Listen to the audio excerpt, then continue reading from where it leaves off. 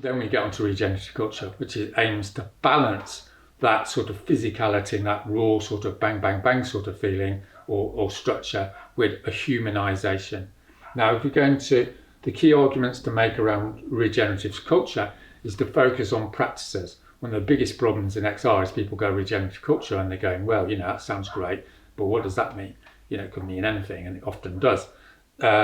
So what we're trying to do in XRA, the argument needs to be made here, is regenerative culture is basically supporting people emotionally to become sustainable in order to do civil disobedience.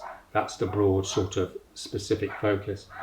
And then there's going to be a group which looks at that in each local chapter. So you've got the mass mobilization process, you've got the action process, and you've got the regenerative culture process, and obviously these are all interlinked.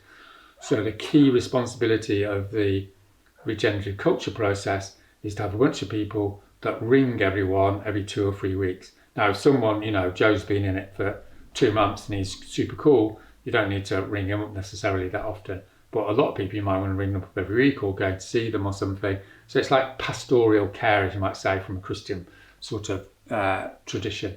What that means is, how are you doing? How are you getting on with XR? Open questions. Yeah, I'm pretty good, but I don't really like doing the actions. Oh, why is that? Oh, well, I'm a bit worried about it. And then through the conversation, you might go, well, maybe you don't need to do the actions. Maybe you could help, come to the regenerative culture phoning nights, because that's just phoning people and engaging in relationships. Yeah, that feels like more my sort of thing. Okay, do you want, in other words, like you're reorientating people, assessing where they are, supporting them, and that's how we maintain people feeling connected with the group. Okay.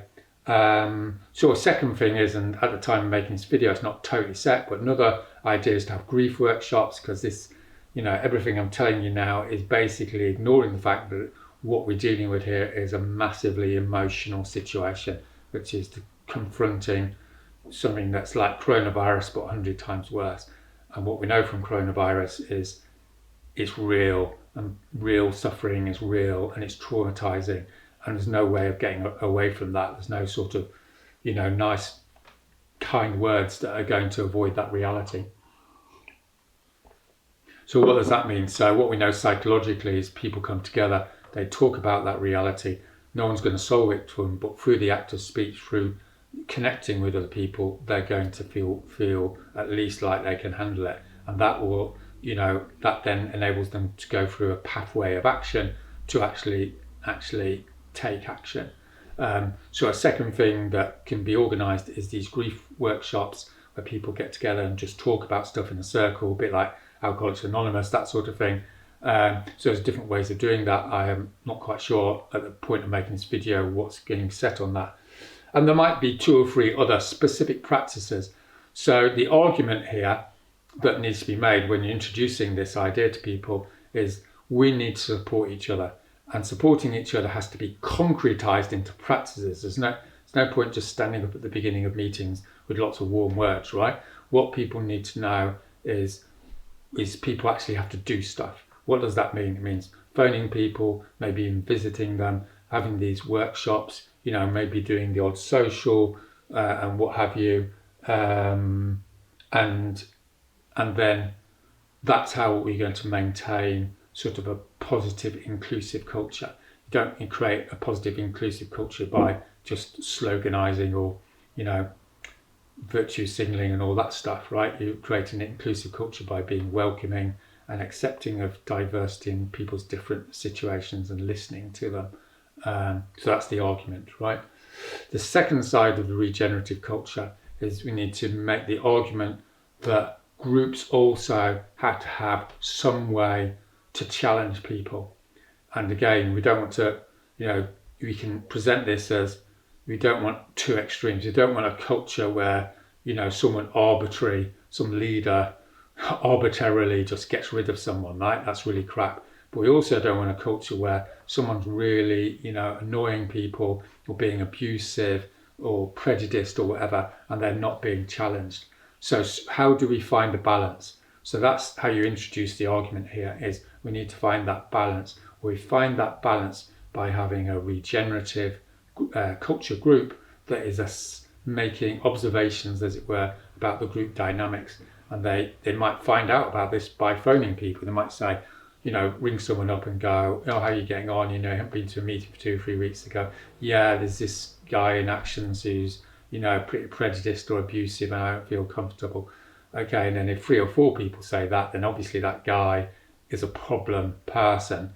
And again, we're not sort of judging the person ultimately, but then there needs to be a process through which the Regen group can go, okay, go and ask that person to have a chat, we're finding this behaviour difficult, we're not judging you, but this behaviour is not appropriate in an XRA space.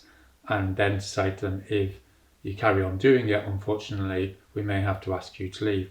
And if that person continues doing that behaviour, then the internal coordinator of the group makes a final executive decision. In other words, a set person to do it, so that you've got clarity. It's not going on into an endless process. So there's a quick and clear process. Okay, so the argument here is most social movements collapse because chapters get taken over by, for want of a better word, annoying people. And again, that's not a judgment on their character, but it's about actually getting the job done. So remember, that's the core phrase that we're trying to use here when we go to groups, is we have a job to do. We're not a charity, we're not a therapy circle, we're here to get something done, which means people come in and focus on that. If someone is annoying, if someone's putting people off for whatever reason, then they're going to be asked to leave. So when people come into the group, the argument has to be, you're coming in on this agreement of behaving well and behaving as a team, and if you don't, then the deal is you'll be asked to leave. So that's up and clear on the first meeting. You see what I mean? This isn't an organisation, it's not a project which tolerates behaviour that's really difficult. Okay, so that's the regenerative culture side of things. I've got here humility in it. I thought it said hummus, but I think it's humour. So I haven't quite worked out arguments or sort of processes, and probably there aren't, for sort of introducing that. But I think in terms of making the argument, the idea is everyone's, pretty crap and we're all working together. We're working in service with humility, and humour's good because it just reminds us that the world isn't all serious and what have you. So those are all parts of the culture. All right, so a little thing that I need to mention is also needs to be debriefs, and I think at the time of making this video, I think we haven't got quite that sorted out. So the regenerative space will be doing debriefs, which is a short what went well, what didn't go well, how can we make improvements after actions, and then that feedback comes into the action group that's designing them. So that's another last function of regenerative culture. And the argument around that, of course, is, often, as I'm sure people are aware, they do actions. It's quite an emotionally intense experience, and if people come together, if there's a little bit of friction between people, it gets sorted out, and people just express those emotions, and leave them there and move on. And that's the purpose of doing a debrief. All right, so I'm going to say a little bit more about the conflict process. Again, the argument here is about proportionality.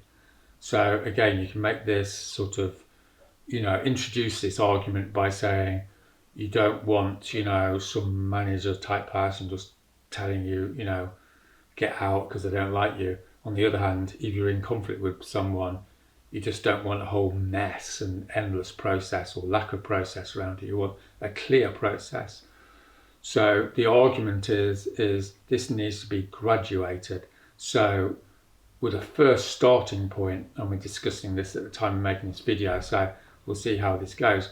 But first design principle is that social media should be used for information and technical feedback, right? as opposed to bitching about people or being really critical or guilt tripping or sarcasm or all the rest of what social media does tend to get used for. I personally can't see any functionality in that in terms of a social movement. There's lots of social movements before social media managed to get tens of thousands of people on the street without having like WhatsApp sort of endless chats and what have you. So making at least that the protocol that's the argument for the protocol is don't come into XR space wanting to be disruptive and to throw all your stuff at people. That's not what it's about. Now, having said that, the argument is there is a way of dealing with that because obviously conflicts arise. That's human nature. It's not like a judgment thing. So if you do have a problem with an individual, the best thing to do is to, if it's not a major thing, instead of being a bit twitchy on social media, just give them a call and say, hey Joe, I was a little bit upset about that comment you made. It's no big deal, but I just want to let you know and I'd appreciate it if, you're a bit more sensitive about that in the future. And 9 times out of 10, Joe's going to go, oh God, I didn't realise, I was having a bad day at work. My kids were screaming and I was just a bit stressed. I'm really sorry, won't happen again. So I'd say like 90% of the time, little mini conflicts are really due to little misunderstandings, temporary stress or whatever. Get on with it, phone the guy up, sort it out, right? So that's the first level. So the second level is, you've got a conflict with someone, it's not the worst thing in the world, but you just need to sit down with them and sort it out, and you'd appreciate a third person there. So this is like what I'd call like fast track mediation. You sit down for 20 minutes, an hour, you summarize what your problem is, and then the other person you say what your problem is, the other person summarizes it, they say what the problem is, you summarize it, and then that's like settles you emotionally, and then you have a chat and you go, I was a bit at fault there. You can acknowledge stuff, apologize, and create a little action plan about going forward. Okay, I'll make sure I'm not late at meetings again, and I'm sorry that I was a bit, off with you. And again, like 9 times out of 10, that sort of sorts it out. And then the third level is, serious problems. So the main challenge and argument here is a social movement can't be faffing around when you've got, sexual harassment, racial abuse, anything like that. The internal coordinator is empowered to make a rapid decision, say to someone, sorry, that was unacceptable behaviour. I've got clear evidence for it. I don't want you to come back to the group, or, if it's in Central XR, I'm going to ask you to leave and you're going to lose your job. So there's a clear person that does that, and there's a clear process. So the main argument here is what we're having is structured conflict. The conflict is inevitable, tension's inevitable, they're productive, they're not bad things, there's no judgment, but there is like a process, and that process is graduated because obviously, conflict colours a multitude of sins. Sometimes it's no big deal, sometimes it's a big deal, and you make a judgment of where that is along that line. Okay, so this isn't to be shied away from. Again, if we do introductions or induction to XRA, we need to actually focus on the reality of what it means to be a social movement rather than all these warm words, right? It's like social movements involve conflict. Everyone knows that, life involves conflict. And in XRA, this is how we deal with it. And people go, oh, right, there's some clarity there, maybe they'll think it's a bit not quite optimal or something, but that's fine, at least they know where it is.